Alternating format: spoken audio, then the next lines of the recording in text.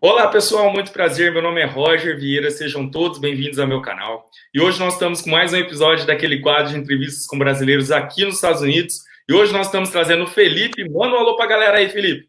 Fala, rapaziada, tudo bem com vocês? Filipinho na casa. É isso aí.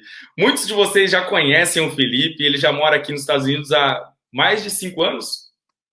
Há 6 anos. 6 anos, isso aí. Felipe, muito obrigado por você ter aceito o convite da entrevista. Comece se apresentando, falando de onde você é do Brasil, o que você fazia lá no Brasil antes de vir para cá e como que surgiu a ideia de vir aqui para os Estados Unidos. Bem, eu tenho 31 anos hoje, eu sou do Rio de Janeiro, da cidade de Duque de Caxias, Baixada Fluminense, fala meu povo. Primeiro eu saí do Brasil quando eu tinha 21 anos, eu era fuzileiro no Brasil.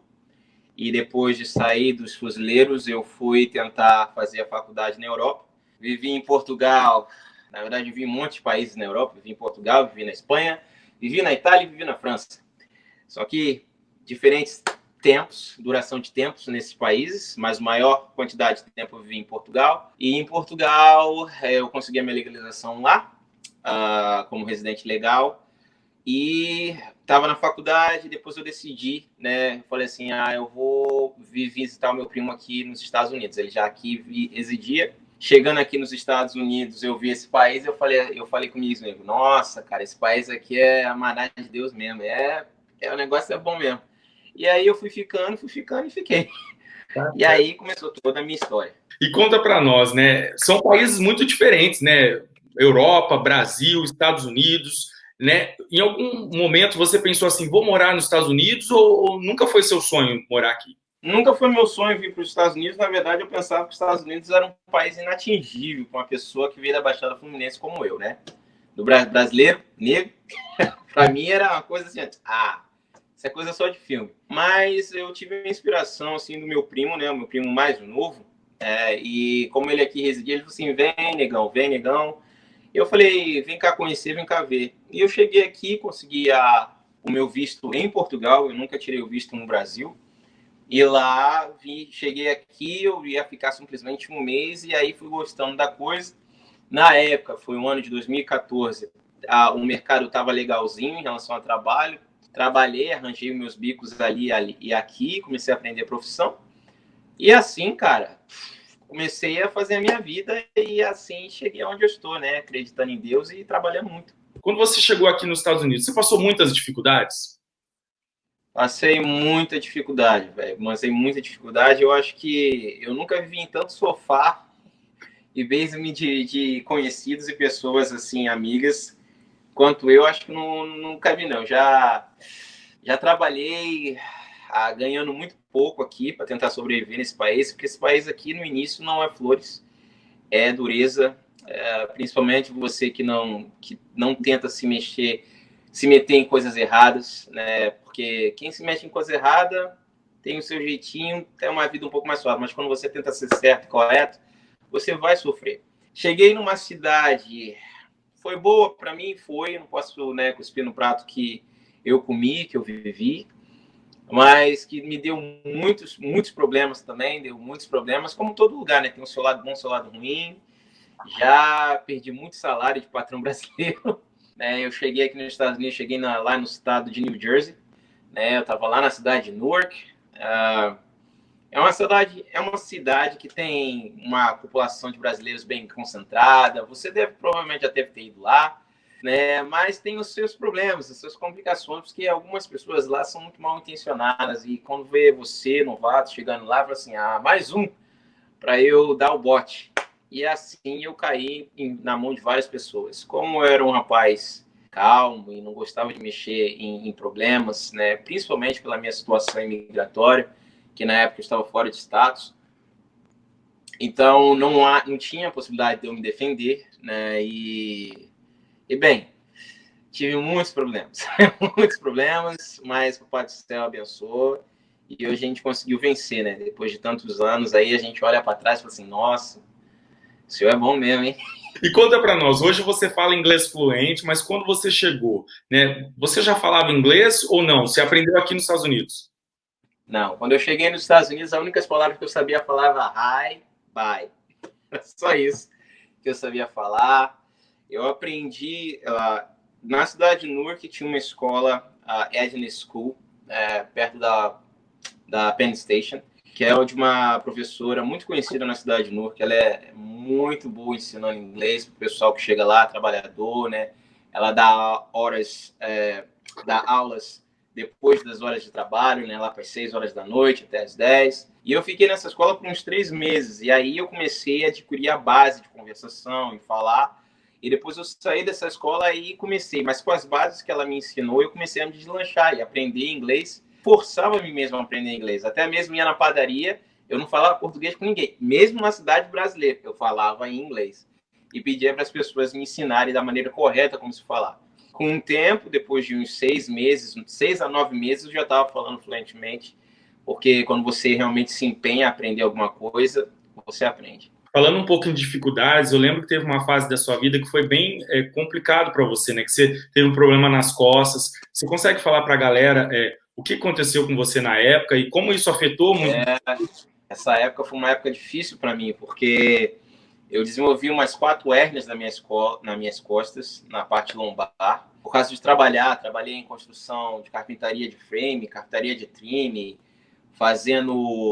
puxando concreto para skyscrapers, que é os arranha-céus lá em Nova York, trabalhando muitas horas, pegando muito peso, e isso me desenvolveu um problema muito sério na minha coluna. Chegando a um ponto que eu não estava conseguindo mais andar, e você sabe, você sozinho aqui nos Estados Unidos, não podendo pagar aluguel, não ter comida para comer, né? E com toda a pressão psicológica que você sofre, né? De você falhar na sua vida, né? Você não poder se sustentar e você olhar para um lado para o outro e você dizer assim, caraca, não tem ninguém que me acuda, é complicado. Nessa época, eu até eu pedi muita gente na internet ajuda, porque eu estava numa situação complicada, e Deus levantou aí muita gente para mim, cara, levantou umas 30 pessoas aí que me ajudaram com $1, $2, levantou 2 grandes amigos, que é o Felipe Gabriel, que era, na época, ele jogava pelo Grêmio, lá no Brasil, um jogador muito famoso, né? E ele pagou os meus exames médicos num hospital muito bom lá em New Jersey, né? Que eu fiz um tratamento durante 4 meses, né? Que me ajudou a me recuperar minha mobilidade. E os meu amigo, né, que também é YouTube, né, o Lyndon, lá do Brasileiro na América desde 1988, que, cara, esse cara chegou assim, viu meu vídeo, ele dirigiu durante 3 horas e bateu na minha porta e falou assim, é tu mesmo, quero conversar com você. Ele orou por mim e falou assim, eu quero te ajudar, eu quero te abençoar. Eu falei assim, cara, o que você tá querendo fazer? Ele falou assim, quando você tá precisando aí pra você se manter aí com aluguel e tudo mais, com esse quarto aí seu aí? Eu falei assim, eu não vou te falar porque se você quiser ofertar na minha vida, você faz o que você achar. Aí ele foi lá e falou, então tá bom, então sou eu mesmo. Ele foi lá e tirou $1.200 da mão dele, assim, botou lá na minha mesa e falou assim, Deus te abençoe, meu amigo. E depois ele entrou no carro dele e foi embora. O cara não me conhecia de lado nenhum, cara. O cara não me conhecia de lado nenhum. Ele fez isso por mim e hoje nós somos grandes amigos, né? Até hoje a gente se mantém em contato e graças a essas pessoas, né? Eu fui recuperando a minha mobilidade, mas ainda não estava curado. Eu não estava curado. Toda hora eu tinha uma crise ou outra. E aí, passando esse tempo, eu conheci a minha esposa, né? Hoje, né? Que é a Dona Maria, a patroa. E ela, num dia me vendo em crise muito séria, ela tomou a coragem e falou assim, eu vou decidir, hoje acabou esse negócio desse problema.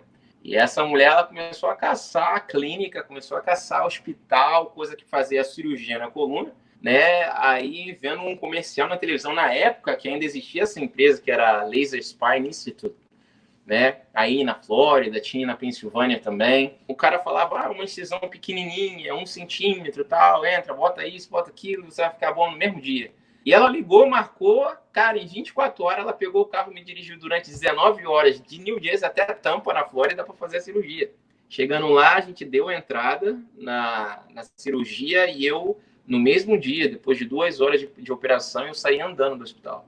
E assim eu me recuperei, fiquei em repouso durante 6 meses, porque a minha cirurgia foi uma cirurgia experimental, que era a utilização de séries troncos, que eles tiraram do meu narrow bone, que é o sangue do nosso fêmur, né? Eles retiraram os células troncos dessa parte do meu corpo. Depois eles filtraram e injetaram diretamente nos meus discos da minha coluna vertebral. E aí, cara, eu não senti nada, claro, que eu tava todo apagadão, né? E quando eu acordei, eu não via nenhuma incisão. Era tipo assim, uma incisão pequenininha com uns pontos bem pequenininhos, assim, cara, 1 milímetro, parei, 3 milímetros que era. Passando, assim, 9 meses depois da cirurgia, eu comecei a me sentir tão bem, velho. É uma coisa, assim, você vê tanto tempo você ficar paralisado numa cama, chorando de dor e você não conseguir fazer nada e você de verdade, você poder dizer assim, hoje eu posso correr, eu posso pular, eu posso brincar com os meus filhos, né? E graças a isso, né, essa possibilidade de ter recuperado a minha estrutura física, né, a minha saúde física, me deu a possibilidade de hoje fazer parte do exército, né, por não ter mais nenhuma complicação médica. E, cara, melhor coisa que aconteceu na minha vida, cara. Melhor coisa que aconteceu na minha vida e foi muito bom. Show de bola. Antes da gente entrar no processo do exército, né, para a galera que quer saber, a sua esposa também teve um papel fundamental na sua vida, né? Porque você conheceu ela e sua vida mudou completamente. Hoje você é um pai de família, já está indo para o terceiro filho, vocês têm a casa de vocês, são uma família agora. Mas conta para a galera que não sabe, como que você conheceu a sua esposa, como que vocês se relacionaram, como que foi? Eu conheci minha esposa no ano de 2015, em novembro, dia 27 de novembro de 2015. Cheguei nos Estados Unidos em 2014, conheci ela em 2015, no final do ano. E foi graças a um amigo meu, né, o Jean, né, Jean Carlos. E o Jean uma vez assim, negão, você tá precisando arranjar uma esposa. Eu falei, e na época eu tava divorciado e da minha primeira esposa, né? Isso aí é uma outra história. Nessa época eu tava com o coração muito amargurado, muito para baixo, porque né, eu tinha perdido a minha família, né? E eu falei, não tô precisando de nada disso, não, você tá precisando de uma esposa assim, você tá precisando de uma esposa, precisando dar uma volta por cima nessa tua vida, cara. E ele falou assim, ó, entra num site aí de relacionamento cristão, com mulheres cristãs aí, que eu sei que você é homem de Deus, então você tem que arranjar uma mulher de Deus. Ele também é cristão. E ele falou assim, ó, tem esse site aí e tal. Aí ele entrou, né, no site, e ele com um computador na loja do irmão dele, na época, ele falou assim, fala o que você quer que eu coloque aqui, eu vou falar. E eu comecei a falar minhas convicções espirituais, o que eu acredito, o que eu gosto, qual seria o melhor lugar para um primeiro encontro, tudo mais. Ele começou a fazer. Terminou, eu passei o cartão para ele, na época era $19 o negócio por um mês, né, de subscrição. Enviou para lá e, tipo assim, em uma semana veio muitas candidatas. Eu não sei como. Eu não acho que eu sou boa pinta, não, mas pronto, veio muitos candidatos. Rapaz, eu falo para o pessoal que está aqui, rapaz, tem americana carente nesses Estados Unidos. Tem muita americana carente nos Estados Unidos. Vocês estão perdendo tempo.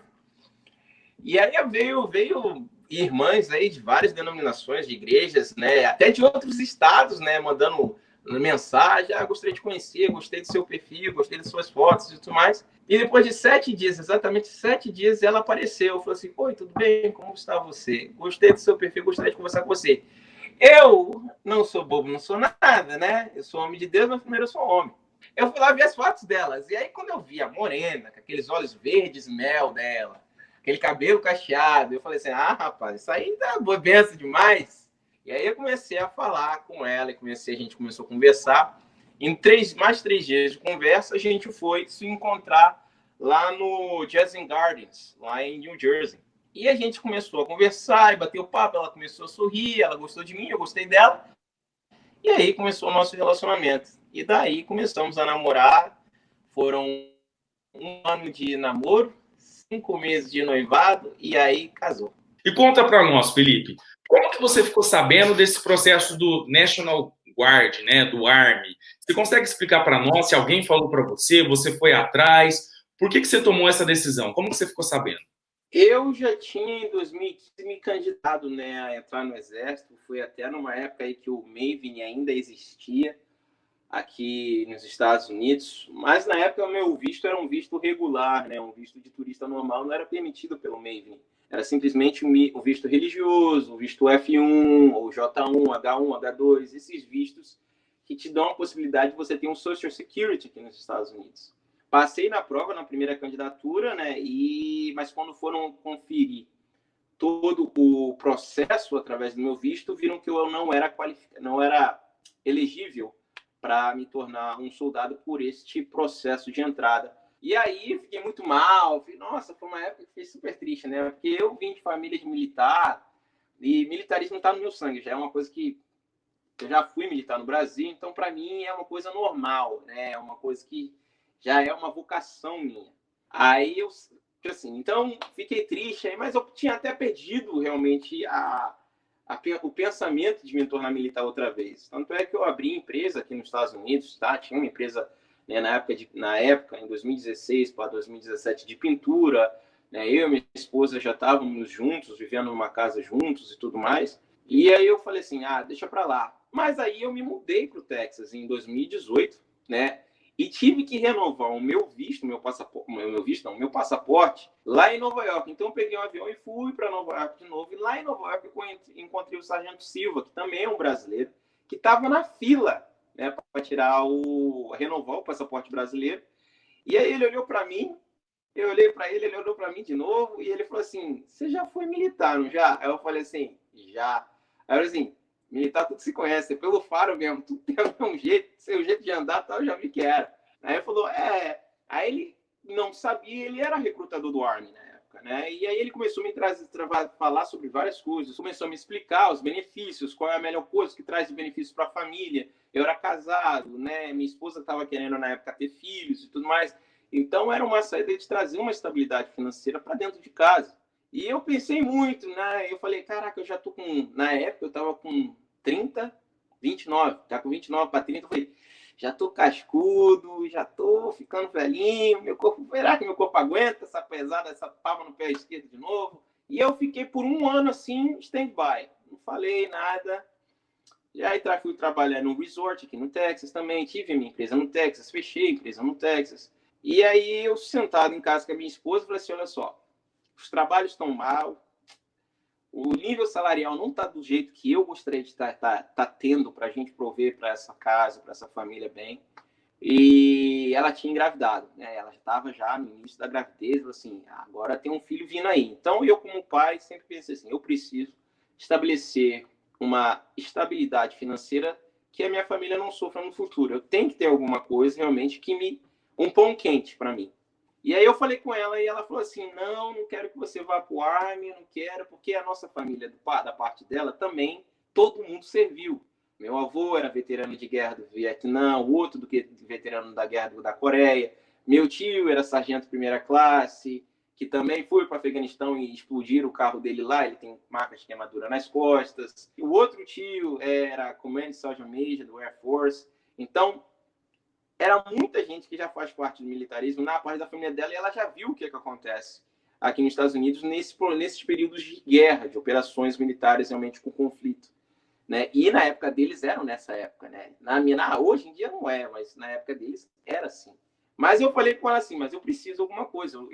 Eu não tenho a faculdade completa. Você é mestra em psicologia, mas eu não sou ninguém na sua família. Todo mundo é formado, mas o único pretinho que não tem nada sou eu. Então eu preciso de alguma coisa. E aí ela falou assim, então faz o seguinte, se você quer ter ação militar, então que você entre no National Guard aqui do Texas. Aí eu falei, foi a minha esposa que me colocou dentro do National Guard. Ela falou assim, que bosta é essa, gente? Que negócio é esse? Eu falei assim, Guarda Nacional? O que é isso? Ela falou assim, é a mesma coisa do Army, mas você vai ficar aqui no Estado, aqui trabalhando pro Estado, ser militar do Estado, mas é a mesma coisa. E aí você fica aqui perto de mim, do seu filho e tudo mais. Eu falei, boa ideia. E aí comecei a correr atrás de um recrutador, achei uma recrutadora aqui no National Guard do Texas, aqui, e ela foi super gente boa comigo, fez as traduções do meu histórico escolar, do meu diploma, do histórico escolar da faculdade na Europa, quando eu estava fazendo farmácia lá, e pegou todos esses processos, me fez um teste de avaliação e eu passei, depois marcou para fazer um teste de entrada, de admissão, passei com nota alta, passei com 83 pontos na época. Ela falou assim, nossa, sua nota foi muito alta, você pode escolher qualquer trabalho do Exército. Eu falei, pô, que legal! E aí eu comecei, cara, e na época, né, fui escolhendo, e aí eu escolhi com ela na área de medicina, né, na área de psiquiatria, que é o que eu faço hoje no National Guard, né, eu sou técnico psiquiátrico, né, que a gente fala que é o Behavioral Health, que é o saúde comportamental, que está envolvido nessa área de psiquiatria, e é um trabalho muito bom, eu gosto muito, né, de estar envolvido com os meus pacientes, trabalhando aqui em missões e com soldados aqui que necessitam, que vêm de operações que tem algum tipo de desordem, né, ou OCD, ou PTSD. Então, é isso que nós fazemos. Ajudamos o nosso próximo aqui, os nossos soldados, a se recuperarem desses tipos de conflitos, né, mentais, vendo tantas coisas, né, trágicas na vida deles e em operações. Você consegue explicar para nós a diferença, né, do Army, do Navy, do que você tá, de todas as posições, para a galera entender um pouquinho como funciona? O Exército, ele tem 3 componentes de serviço. Eu faço parte de um deles, que é o National Guard. O National Guard são soldados que são formados como soldados do Active Duty, fazemos os mesmos treinamentos, temos a mesma escola, tudo igual, só que nós somos soldados especializados na defesa dos estados. Cada estado tem o seu componente de soldados que defende o estado de qualquer tipo de inimigo doméstico. O que seria inimigo doméstico? Você lembra de 1700 e bolinha, quando o norte guerreou contra o sul? E é por isso que ainda existe o National Guard, porque a qualquer momento um estado pode fazer uma insurgência e querer tomar um outro estado ou se separar da União, como os Estados Unidos da América, e tentar se tornar o seu próprio país, né? E por causa disso nós somos acionados. O National Guard tem 2 missões principais: a defesa do estado contra qualquer inimigo doméstico ou estrangeiro, e a proteção dos seus cidadãos do estado. Ou seja, se no meu estado tem uma queimada muito grande, está destruindo hectares e hectares, nós somos acionados para cuidar daquilo, junto com os bombeiros. Se teve um furacão e destruiu milhões de casas e arrebentou com a vida de muitas pessoas e as pessoas estão desabrigadas, o National Guard é ativado para proteger essas pessoas e colocarem em shelters, em galpões, em escolas, trazer água, comida, roupas, o que seja. Esse é o nosso trabalho, proteger os nossos cidadãos. Se tem uma inundação, como em Houston, aqui no Texas, é inundação o tempo todo ano acontece. Quem é que vai lá? A gente vai lá com nossos botes lá, vai buscar as senhoras, vai buscar todo mundo, os cachorros de todo mundo, para levar para uma área segura. Então, é uma satisfação, né, de você poder servir e ajudar o seu próximo no seu estado, que é o seu irmão, é a sua irmã, que trabalha com você todo santo dia, né? E aí nós podemos estar aqui, dar o nosso melhor para as pessoas, é muito bom. Essa é a missão do National Guard. Depois vem o Reserve, que é o outro componente do Army, que é o Army Reserve, que é aquele militar que faz parte da reserva do quantitativo geral do Active Duty. Ele é um militar que é como o National Guard, ele é um part-time, ele vai fazer treinamento uma vez por mês, como o National Guard, na sua base da reserva, mas quando há necessidade de operações, né, no exterior ou para aumentar o quantitativo do Active Duty em qualquer tipo de missão fora ou missões dentro do país, ele também é acionado para estar defendendo o país contra inimigos domésticos ou estrangeiros. Mas ele não está relacionado com defesa dos cidadãos em relação a tragédias ou coisas desse tipo. E depois vem a comissão de frente, que é o Active Duty, que é o soldado full-time, que está todo dia no trabalho, no quartel, treinando para combate. Ele treina todo santo dia para piu, piu, piu, piu, bum, bum, bum. Todo santo dia.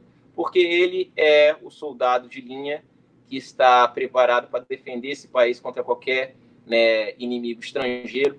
Porque você sabe que os Estados Unidos sempre vai ser um país alvo de terroristas, alvo de países inimigos. Então, esse é o soldado de carreira normal, né, que está sempre aí. Então,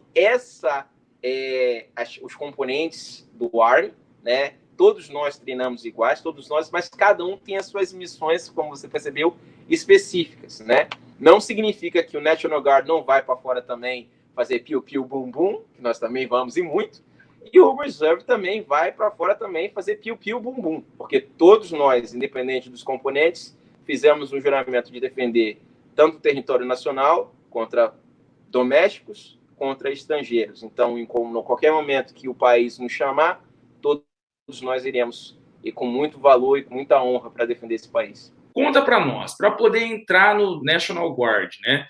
O que precisa? Qualquer pessoa pode entrar ou tem que ter certos tipos de documentos? Não é qualquer pessoa que pode entrar. Você tem que ter no mínimo de 17 a 34 anos de idade, ter o 2º grau, o ensino médio completo, de qualquer país do mundo, é aceito, e ter o Green Card ou a cidadania americana. Para você entrar no Exército, em qualquer componente, os testes são iguais. Você vai ter que coletar todas as suas documentações, né? O seu diploma, o seu histórico. Você vai ter que ter contato social, né? Eles vão querer saber quem é o teu pai, quem é tua mãe, sua certidão de nascimento, os documentos pessoais seus. Se você é uma pessoa de boa índole, né? Você não pode ser, né? Você não pode ter o nome sujo na pista, que também não entra, né? Quando eles vão fazer o processo assim, negativo, você também não pode ter nenhum tipo de felony, nenhum tipo de crime. E aí você vai ter que ter essas documentações, aí você vai entrar em contato com o recrutador. O recrutador vai começar a fazer o seu processo, vai fazer uma entrevista com você, ver que você tem um perfil, ele vai observar você, se você tem porte físico legal, se você não tem nenhum tipo de problema médico na entrevista, se você está bem fisicamente, se está bem psicologicamente, que também isso é avaliado pelo recrutador no momento. E aí ele vai falar assim, beleza, vamos começar, eu vou te fazer um teste aqui, inicial, só para ver o seu nível de inglês, o seu nível de matemática, o seu nível de conhecimentos de gerais de ciência. São 32 questões simples, né, divididas nessas matérias. E você vai numa salinha, no computador, múltipla escolha, e você vai fazer. Se você fizer bastante pontuações, ele fala assim, beleza, você tá bom, você tá qualificado para a gente fazer a prova para valer, a admissão. E são 125 questões, se eu não me lembro, se eu não me engano. 125 questões, mais 116 questões psicotécnicas. Eu estudei pelo Air Force Mastery SVAB e eu estudei por 3 dias e tirei 83. Eu também estudei, cara, todo dia eu estudei por 3 horas e meia. Era muito bom o aplicativo, então eu me lembrou muita coisa na época de escola. Eu falei assim, beleza. Cheguei lá e tirei uma boa nota, graças a Deus.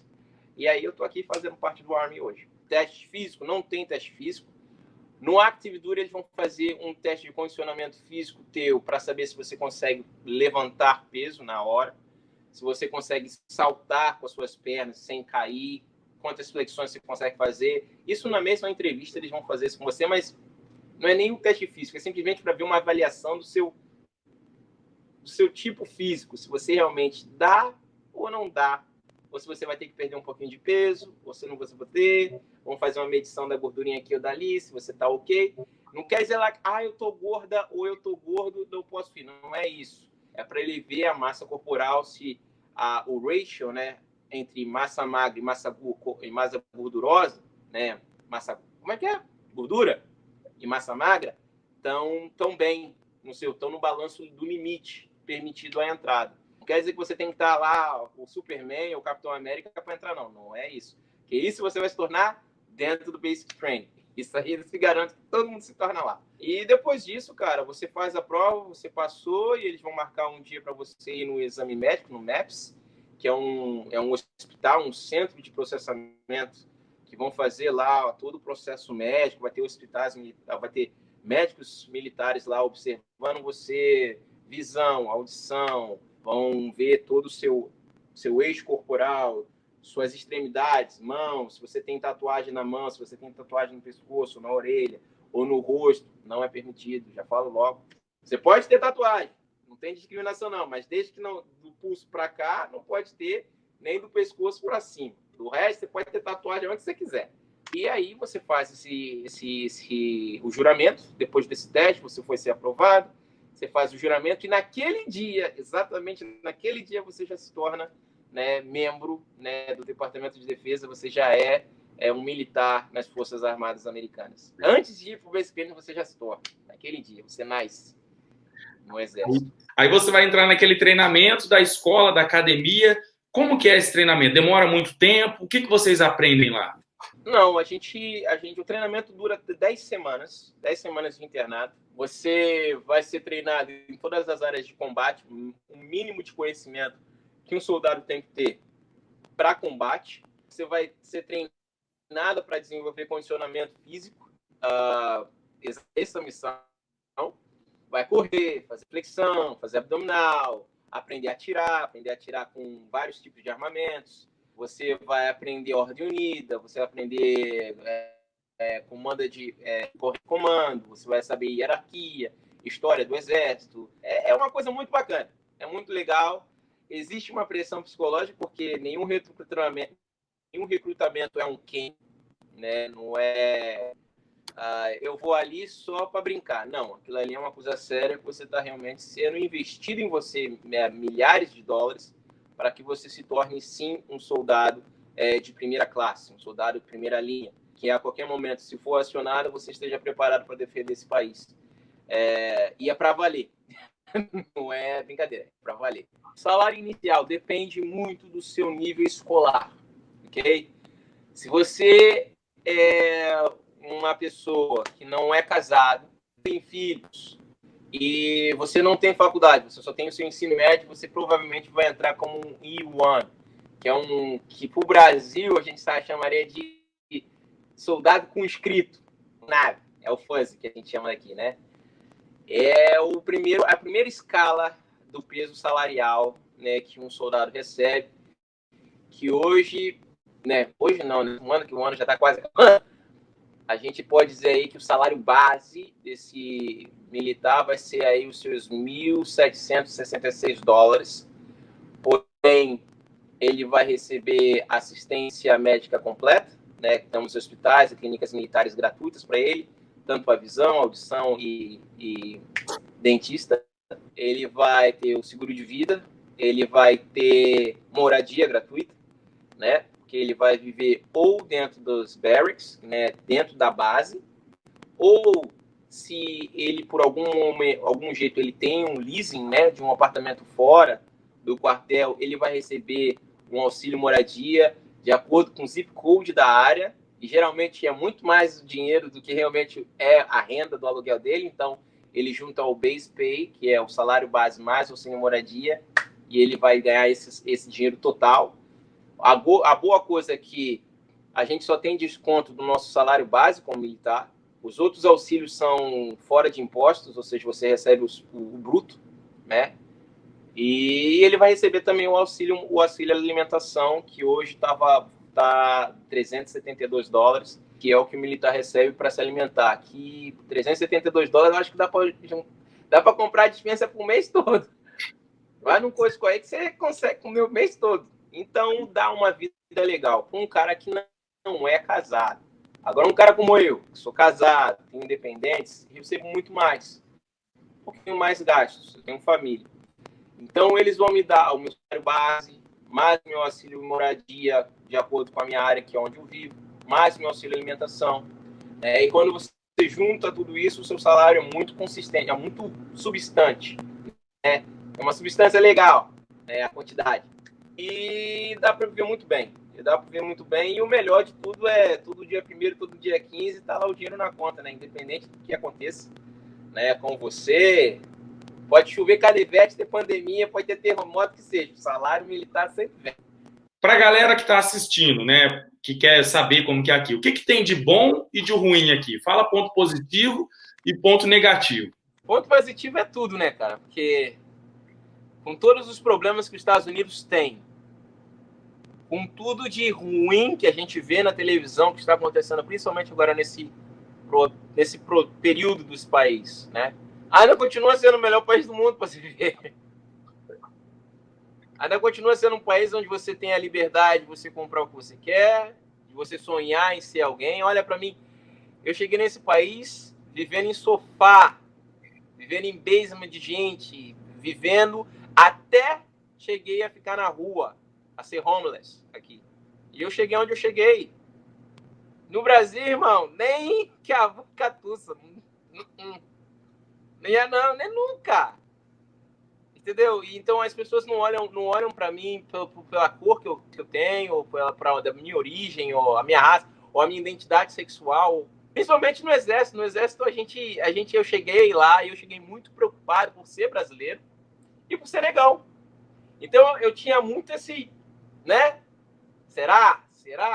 Aquela preocupação, pô, será que eu vou receber racismo? Será que as pessoas não vão aceitar porque eu não sou americano, eu sou brasileiro? Eu cheguei lá, cara, a primeira coisa que chegaram, quando eu cheguei no portão, eu falei assim, ninguém aqui discrimina ninguém por raça, origem, identidade sexual, não interessa. Pô, um dos meus amigos de quarto, no quartel, ele era homossexual, né, o Vicente, e ele vivia no meu quarto, ele era ali, eu aqui, um banheiro só, ele entrava, eu saía, a gente vivendo no mesmo quarto. E era um respeito, cara, assim, muito respeito. Porque a gente tem código, a gente tem lei militar. Entendeu? Então, não tem essa. O cara pode ser... E é uma coisa que é pautada todo briefing, todo tipo de reunião. Aqui a gente não discrimina ninguém de acordo com... A gente só quer saber uma coisa. Tá escrito US Army aqui no seu uniforme? Você é irmão e irmã. Não interessa de onde você veio. E nos Estados Unidos, tem alguma coisa ruim nos Estados Unidos? Porque eu sempre pergunto isso aí, porque o pessoal fala que a gente só fala o lado positivo. O que é ruim aqui? Tem lado ruim. Tem lado ruim nos Estados Unidos, como em todo lugar. Tem favela nos Estados Unidos. Tem bandido nos Estados Unidos. Tem assassinato nos Estados Unidos. Tem morte. Tem corrupção. Tem corrupção. No seu estado aí, principalmente, tem muita corrupção, hein, Roger? Califórnia, meu Deus do céu. Tem muita coisa ruim. Tem homeless, tem pessoal que vive na rua. Tem gente que passa fome nos Estados Unidos. Tem muita coisa ruim. São 310 milhões de habitantes. Se tudo fosse um paraíso, pô, pelo amor de Deus, aí a gente está vivendo uma utopia. Isso não existe. Tem bairros segregados, tem bairro só de preto, tem bairro só de branco, tem bairro só de índio, indiano, tem bairro só de judeu. São coisas ruins, para mim, são coisas ruins. Né? Que você segrega as pessoas em diferentes grupos etnínicos, né? Etnia. Isso é uma coisa que eu não acho. Eu sou daltônico, eu não consigo ver raça, eu não consigo ver cor. Eu acho que todo mundo é igual. Eu acho que se cortar aqui, cortar aí, cortar do outro, tudo sai vermelho. Então. E você tem um canal no YouTube também. Fala do seu canal pra galera, convida o pessoal lá para assistir os vídeos. O meu canal se chama Texas New Life. Na verdade, a modificação do meu antigo canal vem com o Felipe para América. Mesmo canal, simplesmente mudei o nome porque agora eu vivo no Texas. A minha vida é nova. É tudo diferente. O Felipe está abordando de assuntos diferentes, principalmente sobre a área militar, o pessoal que quer entrar. Eu hoje trabalho aqui na Guarda Nacional. Na verdade, a gente está em missão agora. Tanto é que vocês podem ver aqui, eu estou no quarto de hotel, que a gente está aqui na missão contra o coronavírus. Eu estou acionado para fazer essa missão, levando kits para fazer testes para os pessoal aqui da nossa, como eu te falei, Texas National Guard, faz o quê? Cuida dos cidadãos. Como ver essa pandemia, a gente foi acionado para estar cuidando dos cidadãos do estado, fazendo testes e tentando tratar eles da melhor maneira possível. E é isso aí, cara. Para a gente finalizar essa entrevista, em vista de todas as suas experiências, chegou aqui, como todo mundo, imigrante, conseguiu vencer nos Estados Unidos, hoje trabalha no Army. Se você pudesse falar alguma coisa para as pessoas que estão nos assistindo, pessoas que querem vir aqui a passeio, a trabalho, a estudo, pessoas que querem morar aqui, até mesmo entrar no Army, o que você falaria para essas pessoas? Seria tanta coisa para falar, mas eu gostaria de falar, tipo, se você está aqui e você se sente para baixo, você sente que as coisas não vão dar, que você não vai conquistar, lembre-se sempre que você tem um Deus na sua vida e Ele é muito maior do que a sua situação. Mas muito maior do que a sua situação. Eu acho que um dos maiores desafios para mim nesse país foi, na verdade, vencer a mim mesmo. Vencer os meus próprios medos, vencer os próprios obstáculos mentais, espirituais, e saber que eu tenho um pai maior do que tudo que eu estava passando naquele momento. Sabe, confiar e acreditar que o tempo da vitória ia chegar. Chegou! E, rapaz, quando chegou, foi bom. Foi muito bom. E eu ainda estou desfrutando desse tempo, porque ainda estou crescendo. Ele ainda tem muita coisa. Hoje, a minha esposa e eu procurando aí terrenos a fazer a construção da nossa fazendinha. Eu estou querendo construir uma fazenda aqui agora. Estou aqui querendo comprar uma casa para colocar nessa fazenda ou fazer um rancho. Então, são projetos que eu já... Cara, eu falo para você, são projetos que eu nunca tinha imaginado na minha vida. Nunca tinha imaginado. E eu olhava para mim mesmo e falava assim, eu sou pequenininho, cara, quem sou eu? Pô, um neguinho nascido em Baixada Fluminense, cara, quem sou eu? E hoje eu falo para você, isso foi, naquele tempo, as maiores dificuldades para mim de poder crescer, de poder dizer para mim, eu posso também consigo. Eu tenho que ter sua perseverança, acreditar em Deus e continuar fazendo certo. Não me envolver com ciclano, nem com beltrano. Seguir o meu, fazer o bem, amar as pessoas como elas devem ser amadas. E as coisas vão melhorar. É isso aí que eu tenho para dizer, pessoal. Bom, pessoal, então essa foi mais uma entrevista contando histórias de brasileiros, hoje trazendo o Felipe. Muito obrigado, Felipe, por você ter aceito o convite da entrevista. Lembrando que as redes sociais do Felipe vão estar aqui abaixo, na descrição desse vídeo. A gente está com um probleminha aqui de interferência, aqui de conexão, mas a entrevista ficou bacana. Se curtirem esse vídeo, deixe seu joinha, compartilhem com os amigos e não esqueçam de se inscrever no canal para acompanhar as novidades. E vamos até o próximo vídeo. Muito obrigado, Felipe.